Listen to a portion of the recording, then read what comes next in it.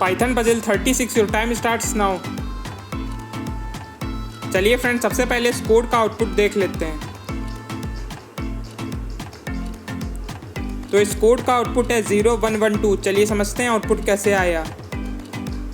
तो सबसे पहले यहाँ पे a नाम का एक फंक्शन बनाया गया जिसके अंदर n नाम का एक आर्गुमेंट पास कर दिया गया। फिर इसके बाद इफ कंडीशन लगी है जिसमें लिखा है if n double equal to 0 तो रिटर्न कर दे 0, नहीं तो एलिफ कंडीशन है n डबल इक्वल टू 1 तो रिटर्न करे 1, नहीं तो एल्स में रिटर्न करे an-1 प्लस an-2। फिर इसके बाद फॉर लूप लगी है जिसमें लिखा है for i in range 0 to 4, तो इनिशियल वैल्यू 0 है और फाइनल वैल्यू 4 है।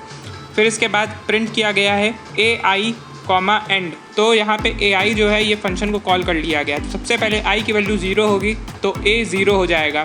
तो a 0 ने फंक्शन को कॉल किया और n की वैल्यू 0 हो गई। तो अब इफ कंडीशन चेक हुई n डबल इक्वल टू 0, ये कंडीशन ट्रू हो गई तो रिटर्न 0 हो गया। फिर इसके बाद फिर से लूप चली और i की वैल्यू 1 हो गई तो ai आ गया, मीन्स i की प्लेस पे 1 आ गया। तो 1 जो है आर्गुमेंट है तो n की वैल्यू 1 हो गई। फिर एलिफ कंडीशन ट्रू हो जाएगी तो 1 प्रिंट हो जाएगा। फिर इसके बाद फिर से लूप चलेगी और i की वैल्यू 2 हो जाएगी।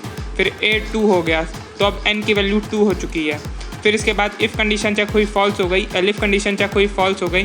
तो अब एल्स कंडीशन पे आ गया। तो अब n की वैल्यू 2 हो चुकी थी तो a 2 - 1 हुआ, तो 2 - 1 होके 1 हो गया और फिर से फंक्शन को कॉल हो गया। तो इस वक्त n की वैल्यू 1 हो चुकी है। तो एलिफ कंडीशन जो है वो ट्रू हो गई और 1 रिटर्न हो गया।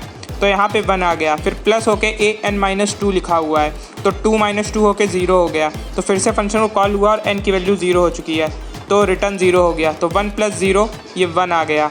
तो आउटपुट जो हुआ 1 आ गया। फिर इसके बाद फिर से फॉर लूप चली और i की वैल्यू 3 हो गई तो a 3 हो गया। तो अब n की वैल्यू 3 हो चुकी है।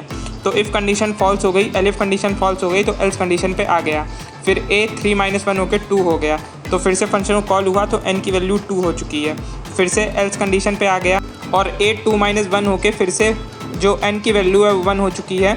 तो फिर से यहाँ पे एलिफ कंडीशन पे आ गया और 1 रिटर्न हो गया। फिर प्लस होके a 2 - 2 होके 0 हुआ तो फिर से n की वैल्यू 0 हो गई और n 0 होके रिटर्न 0 हो गया। तो 1 + 0 1 आ गया। तो a 3 - 1 की वैल्यू 1 हो चुकी है। फिर प्लस होके an-2 के चलना है तो a 3 - 2 होके 1 हुआ तो a 1 की वैल्यू रिटर्न 1 हो गई। तो 1 + 1 2 आ गया। तो इस तरह से इस कोड का आउटपुट 0 1 1 2 आ गया।